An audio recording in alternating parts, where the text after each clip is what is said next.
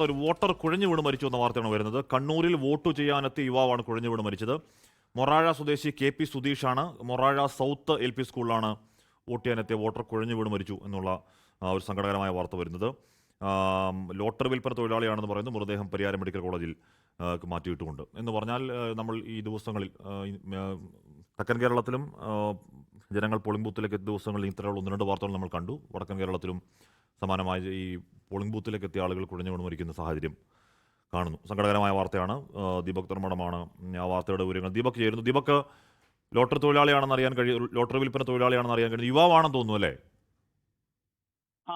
ആശ്മി, ഇത് മൊറാഴയിലാണ് സംഭവം നടക്കുന്നത്. വോട്ട് ചെയ്യാൻ വേണ്ടി ക്യൂവിലേക്ക് എത്തിയതായിരുന്നു. മൊറാഴ സ്വദേശി KP സുധീഷാണ് മരിച്ചത്. മൊറാഴ സൗത്ത് LP സ്കൂളിലാണ് സംഭവം നടക്കുന്നത്. കുഴഞ്ഞു വീണ് മരിക്കുകയായിരുന്നു. ഇപ്പോൾ മൃതദേഹം പരിയാരം മെഡിക്കൽ കോളേജിലേക്ക് കൊണ്ടുപോയിരിക്കുന്നു. ഇയാൾ ലോട്ടറി വിൽപ്പന തൊഴിലാളിയാണ്. എന്താണ് സംഭവം എന്നുള്ളത് ഇപ്പോഴും വ്യക്തമല്ല. വോട്ട് ചെയ്യാൻ വേണ്ടി ഈ ബൂത്തിലേക്ക് വരുന്നു. ബൂത്തിലെ ക്യൂവിൽ നിൽക്കുന്ന സമയത്താണ് കുഴഞ്ഞു വീഴുന്നത്. ഉടൻ തന്നെ ആശുപത്രിയിലേക്ക് കൊണ്ടുപോകുന്നു.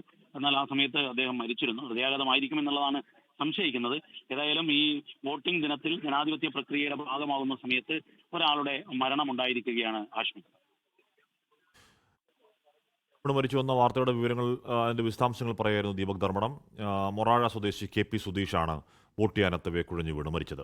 ലോകത്തെവിടെയായാലും ഏത് സമയത്തും 24 വാർത്തകളും ഓഗ്മെന്റഡ് റിയാലിറ്റി പാക്കേജുകളും എക്സ്പ്ലെയിനറുകളും വിശദമായി കാണാൻ ഞങ്ങളുടെ YouTube ചാനൽ നിങ്ങൾക്ക് സബ്സ്ക്രൈബ് ചെയ്യാം.